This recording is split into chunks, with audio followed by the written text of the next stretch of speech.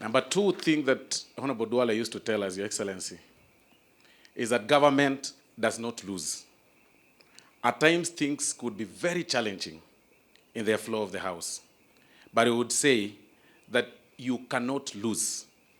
And he was very sharp to the extent that when situations were challenging in the flow of the House, he would be smart enough to withdraw when he does not have numbers in the flow of the House.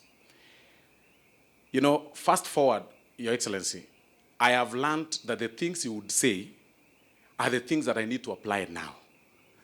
That as a leader in the National Assembly, I have an obligation to make sure that the government does not lose, even when it's unpopular, that it will not lose. And by the way, it's important for me to state that even as at now, as the cabinet secretary in the executive, he still finds time to call some of us. The thing that I celebrate the most about you is that you are a man of immense faith. You know, when you talked about standing by your friends, I remembered a picture that is in the book. If you go through the pictures that are in this book, you will see among the many photos that are in the collage section of the book, you will see a momentous day in the political life of our president, the day that we launched URP at the Bomas of Kenya. And there's a famous photo where he's holding the horn, the sign of our party. If you look at that high table, it has about 6 men. Out of all those 6 men, the only one who supported your presidential bid is Aden Duale. The rest failed by the wayside, and they chose different paths. That speaks to you, that you're a man of great and immense faith. You stand with your friends. It's not every day that you do something that will live 100 years after.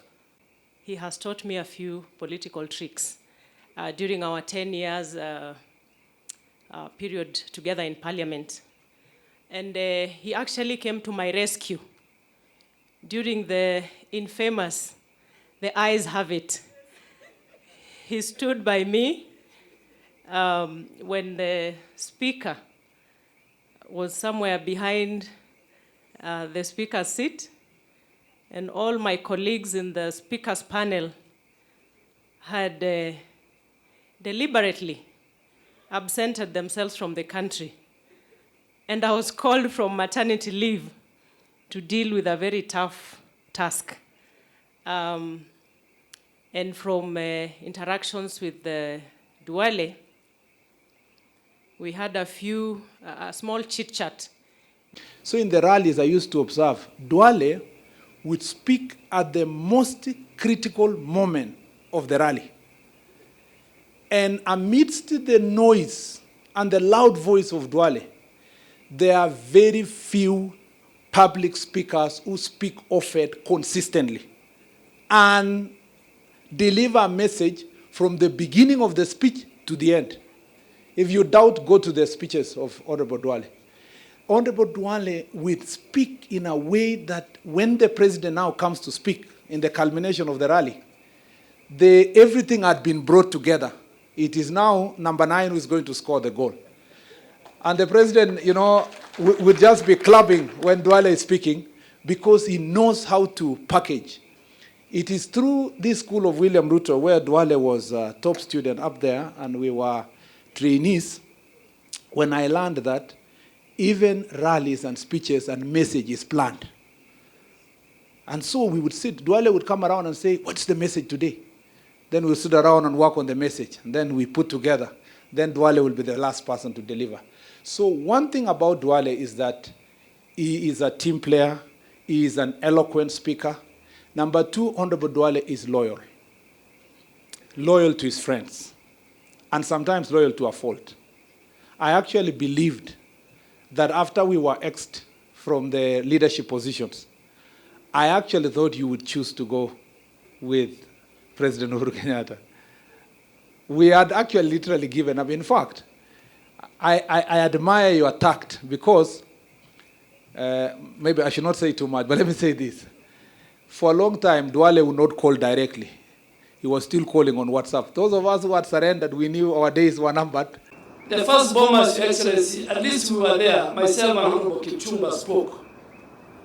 But in the second bombers, because we were no longer part of their club.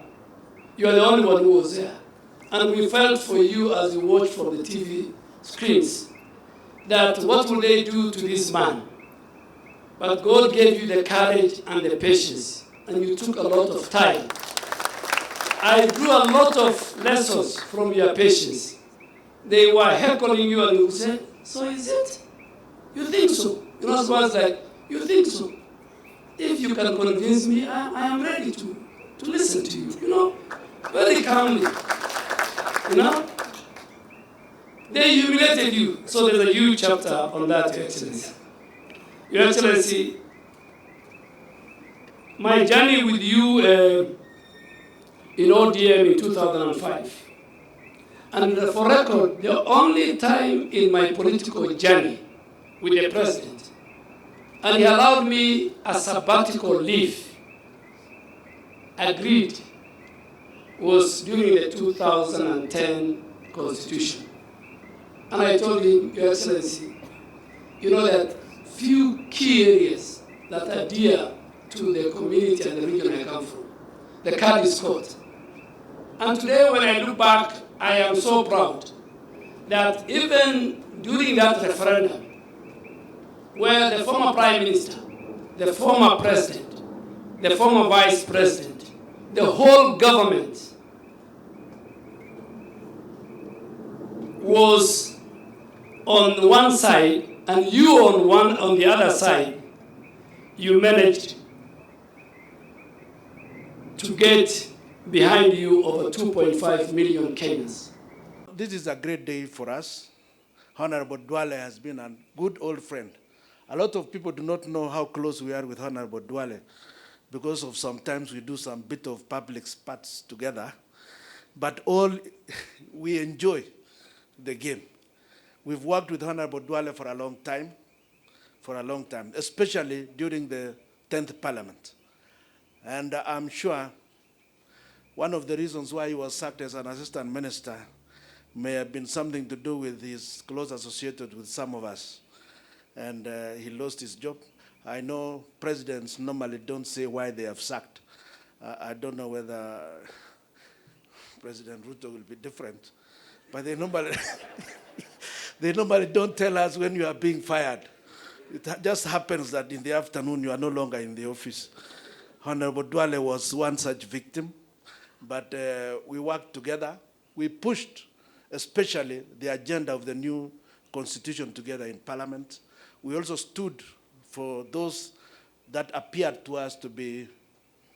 I called the book for the record because I worked in a house of records and I wanted to put everything on the record. Anyway, after 3 years in the works, this book is here, ready for launch. Today, Your Excellency, is a special day. I am so happy to be standing here to lift the veil about the country's politics and its leadership. Distinguished colleagues, guests, and book lovers, for those who have not read the book, I will not want to spoil it for you, but perhaps I'll just tell you that it is the story of my life, my earliest memories as a young man in Garissa. You know, before the CBC, the competence-based curriculum, I used to sit with my mom every night. All my siblings did. She did not go to school, but she used to check our homework after it was marked.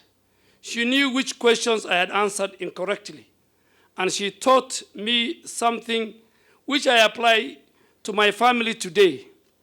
Also check that people know what they are doing and that they are doing it correctly. For instance, I don't speak French, but I harass my children when I see a cross or an X on their French homework. Those who have worked with me know that I seek to understand everything. Now you know where it all came from. And yes, my colleagues, and most of my cabinet colleagues sitting here, and my boss, Your Excellency, Mr. President, and your deputy, you too have stories. And if we suffered a few years ago is anything to go by, you owe Kenyans books. I know that right now you are very busy, but when you get the time, please pen down your memos.